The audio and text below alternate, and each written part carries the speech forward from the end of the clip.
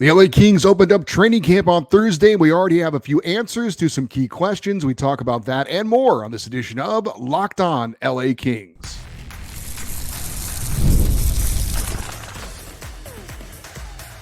You are Locked On Kings, your daily podcast on the Los Angeles Kings, part of the Locked On Podcast Network, your team every day. Hey, Kings fans, welcome to Locked On LA Kings, part of the Locked On Podcast Network, your team every day. Thanks for making Locked On LA Kings your first listen every day. We are free and available wherever you get your podcasts. We'd love for you to leave us a positive comment on Apple Podcasts if you're a fan of the show. And we're on YouTube. Please like and subscribe if you're enjoying this content. I'm Eddie Garcia, your host of Locked On LA Kings. I've worked in sports media for the past 30 years, 20 plus years at the Fox Sports Radio Network. Also co-host of the Puck Podcast, a weekly NHL review show that's been putting out content for the past 18 years, and a passionate LA Kings fan for over 30 years. Now through September the 22nd, all FanDuel customers can bet $5 and get a 3-week free trial of NFL Sunday Ticket from YouTube and YouTube TV. Visit FanDuel.com to get started.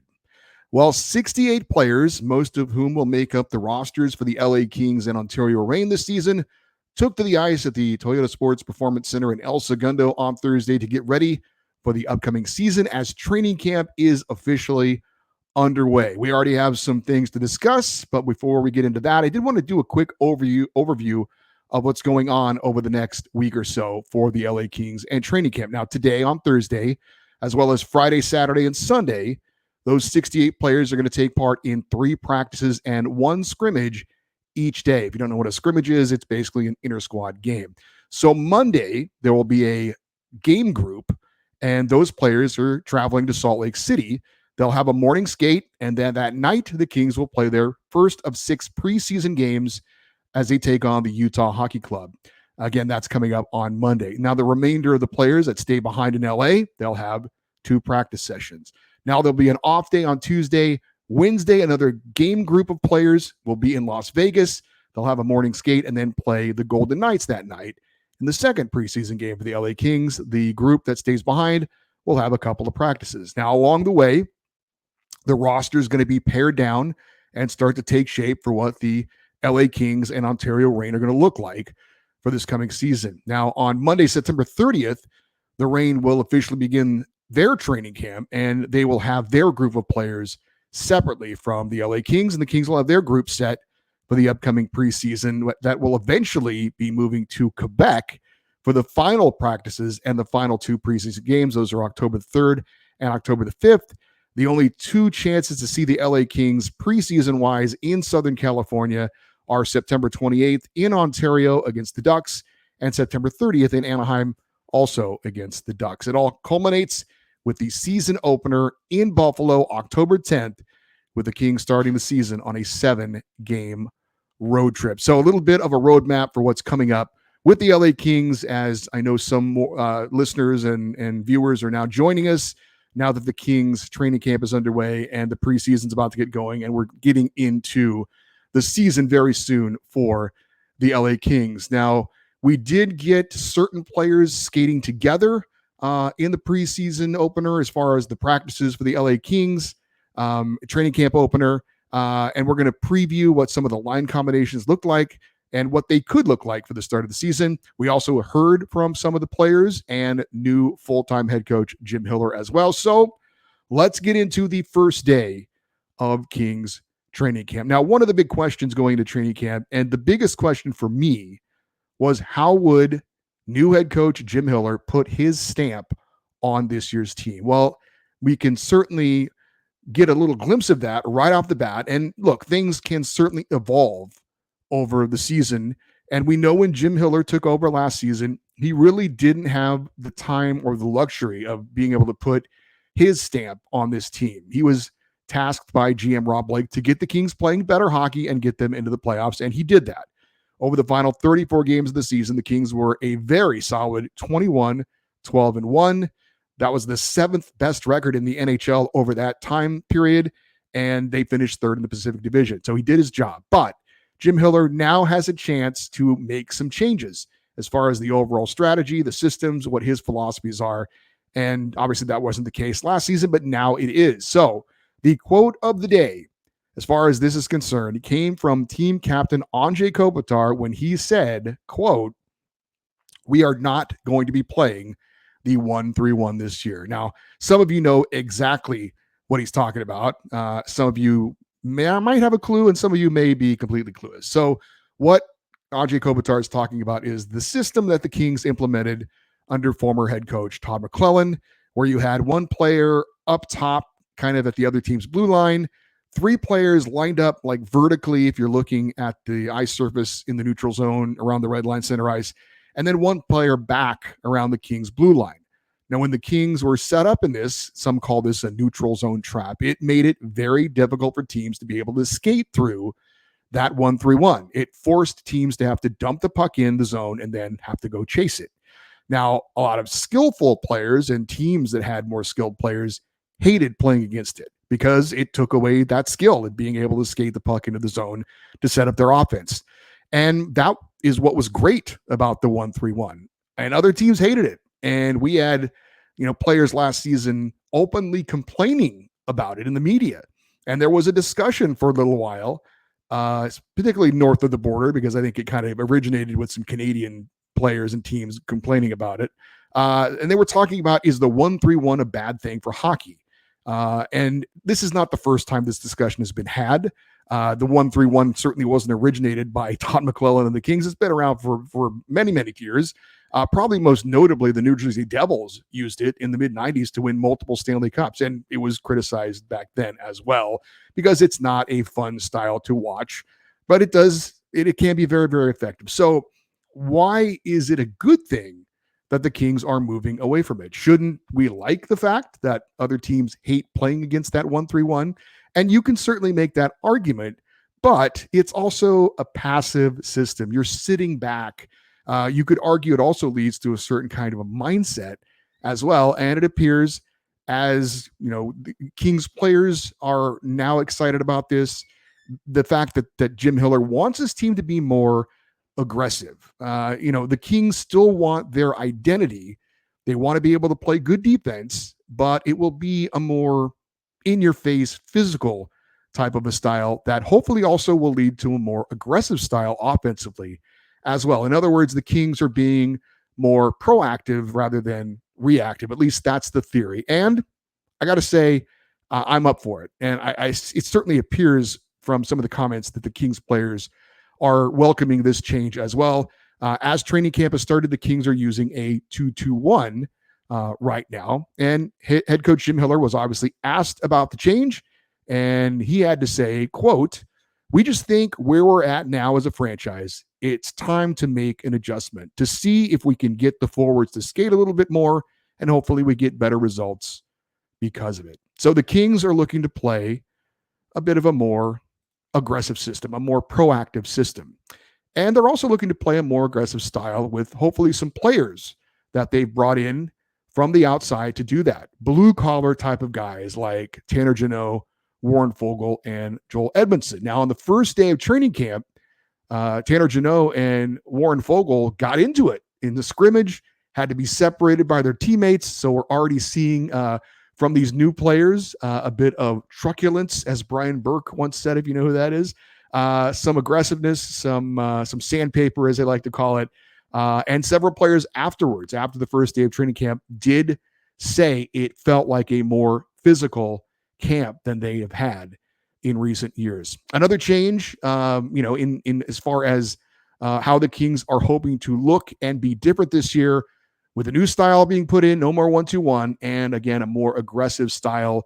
Everything under Jim Hiller so far, it's about being proactive, going after things, not being reactive and kind of sitting back. So that's how the Kings are hoping to play this season, and I'm excited to see how it all turns out. Up next, who skated with who, and how is that an indication of what we might see going forward for the LA Kings? That's next here on Locked On LA Kings, your team every day.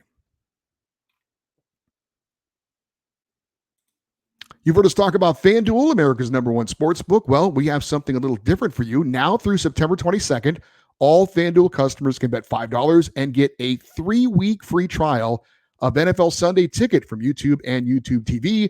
With YouTube TV's base plan, you'll be able to watch every regular season Sunday afternoon out of market NFL game. All you need is a Google account and a current form of payment, and you can cancel anytime. And of course, FanDuel is always there for you to bet on your favorite sports. Major League Baseball's postseason is getting here quickly. College football and the NFL are just getting going. Join FanDuel. Browse the latest betting odds of your favorite sports and teams on the Sportsbook app and get in on the action. Just visit FanDuel.com/lockedon to download America's #1 sportsbook. Now, one fun thing for a lot of hockey fans is to give their ideas on who should be playing with who and on what line. It's something I will admit that I like to do as well. Now, obviously, things can and will change as the season goes along in regards to who is skating with who, but we did get a little glimpse of what the lines will look like, at least for the start of training camp and probably the start of preseason and maybe beyond. Now, keep in mind, there are 68 players split up into 3 groups, Group A, Group B, Group C. But skating together on with Group A, you had Andrei Kopitar centering Adrian Kempe and Alex Laferriere. Now, that was rumored to be the new Kings top line, at least to start the season, with Laferriere replacing Quinton Byfield on the wing. Second line on Group A was Quinton Byfield centering Kevin Fiala and Warren Foegele.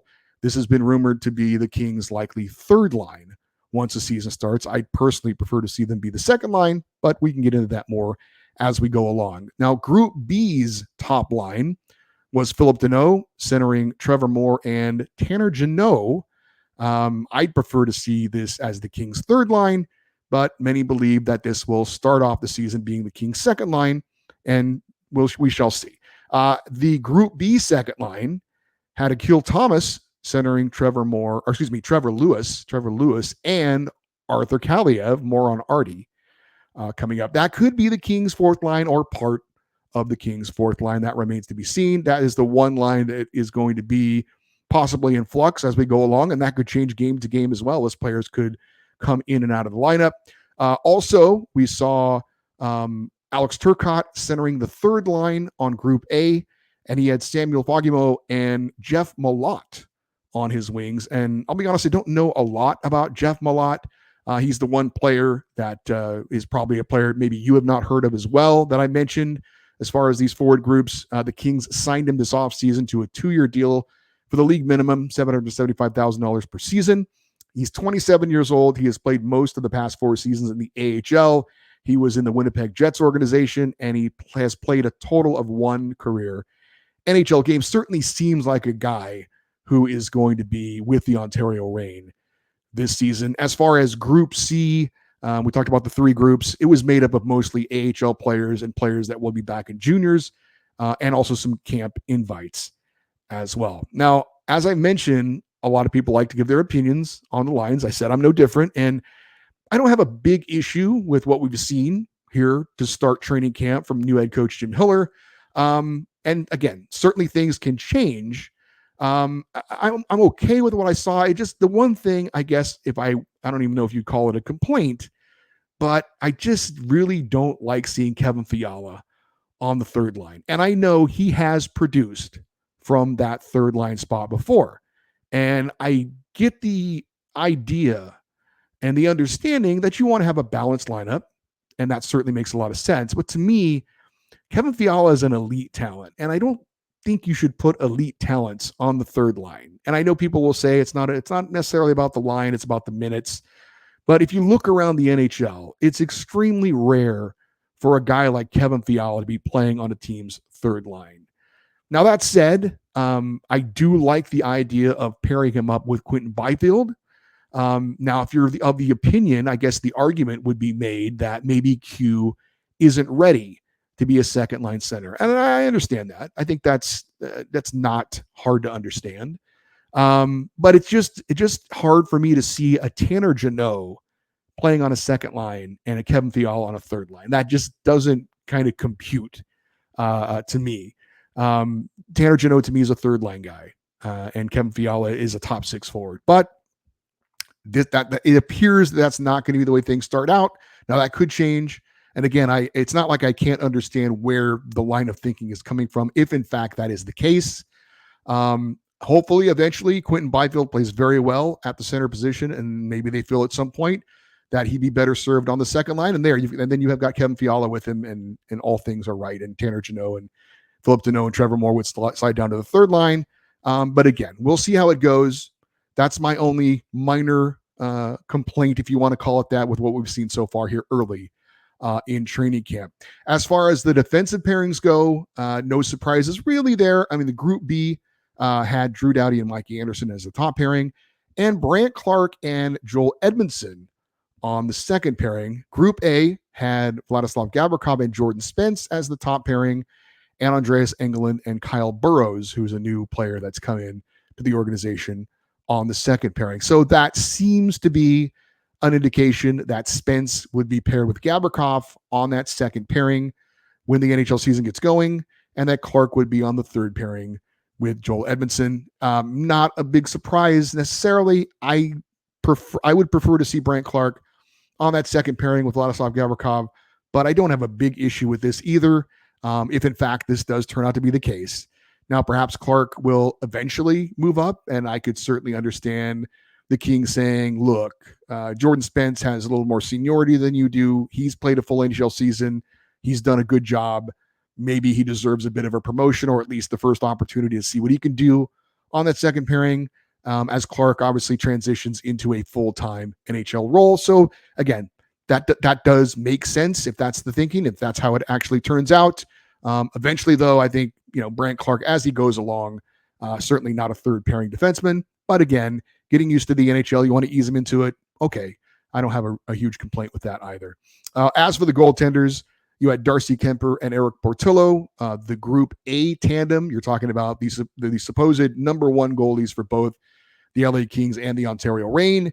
Group B had David Riddick and Phoenix Copley together, the supposed number two goalies for the LA Kings and the Ontario Reign. And good to see Phoenix Copley back out there on the ice, in-game situation, doing all the things a goalie has to do, obviously coming off that knee surgery in January that cost him a big chunk of last season. So again, just looking, if you're watching on YouTube, at what the possible line combinations could be like for the LA Kings for the start of the season. You have a top line of Anjay Kopitar, Adrian Kempe, and Alex Laferriere. Philip Deneau centering the second line with Trevor Moore and Tanner Jeannot. Quentin Byfield centering that third line with Warren Foegele and Kevin Fiala. And on the fourth line, it could be a bit of a mishmash as far as what we see. Akil Thomas, Alex Turcotte at center or wing. Arthur Kaliev in the mix, along with Trevor Lewis and Samuel Fagemo as well. And the defensive pairings, you got Mikey Anderson and Drew Doughty, Vladislav Gavrikov, and we believe Jordan Spence, at least to the start of the season, or at least so far from what we've seen. And then a third pairing of Joel Edmondson and Brant Clark. And again, the goaltenders, Darcy Kemper and David Riddick. So again, just a little glimpse, always fun to kind of see what it's shaping up as far as the line combinations. And that's the early glimpse, at least so far, for the LA Kings. Again, I don't know that there are any huge surprises for anyone there, but just kind of confirmation of a lot of things I think that we thought we would see. Byfield going to center, Laferriere getting the first chance to replace him on that top line. And there was a lot of talk about Fiala and Byfield being paired together. The one question was about Spence and Clark. Would Clark be second pairing, third pairing? Initially, it looks like it is probably going to be on the third pairing, but we'll see. We're just getting started here, but it is still fun to talk about. So Arthur Kaliev is back. What did he have to say about still being an LA King? We'll talk about that and more here on Locked On LA Kings, your team every day. Those of us that live here in the LA area are so lucky. We have so many opportunities to see live sporting events.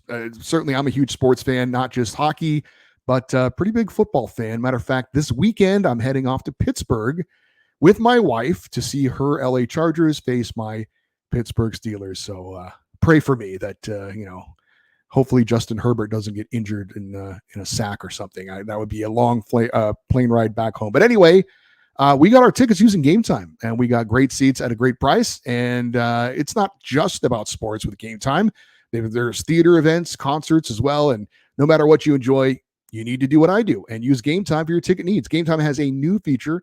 It's called Gametime Picks, and it makes getting tickets for your favorite live events even easier. Gametime Picks filters out all the fluff to show you only incredible deals on great seats so you don't have to waste time searching through thousands of tickets. You can get Dodgers tickets for less than $40, LAFC tickets for less than $25. Download the Gametime app, create an account, and use the code LOCKEDONNHL for $20 off your first purchase. Terms apply. Again, create an account and redeem the code LOCKEDONNHL for $20 off. Download Gametime today. What time is it? Gametime. Well, we talked a little bit about it in the shows preceding or leading up to training camp, and the only real drama for the LA Kings going into camp was what was going on with Arthur Kaliev. Now, last season already started well. He had 5 goals and 6 assists through the first month and a half of the season, but it was kind of downhill pretty quick after that. His minutes and his numbers declined from there. He had just 2 goals and 2 assists the rest of the season after that first month and a half. He ended up requesting a trade, but that never happened. For whatever reason, the interest in the former second-round pick wasn't there, and the Kings obviously had no desire to just give Artie away.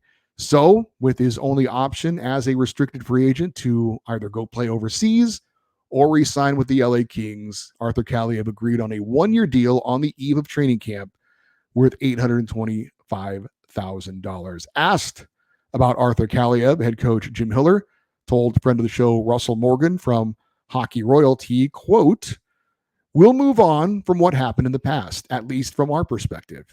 And he's had a summer to kind of flush that too. Now he just goes back to the same scenario as every other player." So what is that scenario? It's to earn your ice time. It seems that Jim Hiller is willing to move on from Arthur Kaliev, saying he didn't want to be a part of the team anymore, and seems willing to let him get a fresh start, which is something that I think the Kings and Arthur Kaliev both certainly could use. As for Arthur Kaliev, he told reporters on the first day of training camp about still being an LA King, quote, "I'm excited to be here. It feels like a fresh start." Now, I'd like to believe him, but I've been in the sports media business a long time, and players and coaches don't often tell us the truth. And of course, what is Arthur Kaliev really going to say? If he's really still unhappy, if he's really still not wanting to be an LA King, is he going to say that on the first day of training camp and say, "I don't want to be here, but I have no choice, so I have to be here and I'm here"? No, of course not. He's not going to say that. Now, I'm not saying he's lying. I'm just saying I hope that what is being said here is genuine, because again, I think it's exactly what both sides need to do. Now, sometimes those things are easier said than done, but new coach, new season, new start, hopefully for both sides. And if you're Jim Hiller, I think communication obviously is very important here. Hopefully he sits down with Arthur Kaliev and says, there's going to be no misunderstandings about what we want from you. Here it is, ABC. This is what you need to do. If you do these things, you'll be in the lineup consistently. And if you excel at doing these things, there's a chance for you to potentially move up in the lineup, maybe at least be in the top 9 instead of on the 4th line. And if you're Kaliev, whether you want out or you just want to resurrect your career, you want to be an everyday player, of course, then you need to prove it. You need to go out and you need to do exactly what is expected of you. Hopefully, also the production comes along with that. You succeed, and either way, whether it's with the LA Kings or you increase your trade value to be sent somewhere else later on at some point, the better you play, the better it is for everyone. So I'm optimistic. I'm hopeful that everything that is being said is genuine, and that, Arthur Kaliev and Jim Hiller are both ready to take a fresh approach to this, turn the page, and basically go from here. I think there were some issues with communication with the Pierre-Luc Dubois situation in the LA Kings. Hopefully now that there's a new coach and hopefully there are lessons learned, let's make sure it's spelled out. There's no guessing. It's black and white. This is what you got to do. If you do this, you'll be successful. We'll be successful, and we can turn this thing around. Hopefully that's the case with the Kings and Arthur Kaliev. Going to be certainly watching it very, very closely. But for Arthur Kaliev, it starts in training camp, in practices, in the scrimmages, and when he gets his preseason opportunities. And hopefully, again, as he said, I hope he truly is excited, and I hope he truly is, feeling like this is a fresh start for him, because that's the best situation for everybody involved. All right, so training camp is underway. Looking forward to seeing the Kings in action in their preseason opener on Monday as we get closer and closer to the start of the regular season. If you've been with us through the entire offseason, it's been a long offseason. If you're just now getting back into the show because the season's about to get started, either way, really starting to feel like hockey season is going to be here quickly. Excited to see what this new season holds for the LA Kings with these new faces, a new style of play, a new head coach full-time now. I'm starting to get excited about the season. I hope you guys are too. And we'll be here for you with a new show 5 days a week, Monday through Friday here on Locked On LA Kings. Now, for you everydayers, Friday is our weekly fan feedback show. We want to get your thoughts on what's been going on this week for the Kings, the conclusion of the rookie face-off, obviously the start of training camp, any of the interviews we had this week with Kings insider Zach Dooley or random Kings fan Gary Lambert, or anything else that's on your mind. It is your show to comment on anything and everything involving the LA Kings. If you want to get in on that show and send an email, the email address is lockedoneddie@gmail.com, EDDIE. You can always leave your comments if you're watching on the YouTube episodes. I love to have the comments on there. More comments is helpful for the algorithm and for people to find the show, so we greatly appreciate that. If you want to do that, also stay interactive with the show on social media, X, Twitter, and Instagram. We are at Locked On LA Kings. I'm Eddie Garcia. Thank you for listening and watching this episode of Locked On LA Kings, part of the Locked On Podcast Network, your team every day. Have a great rest of your day. We'll talk to you on Friday. And as always, go Kings, go.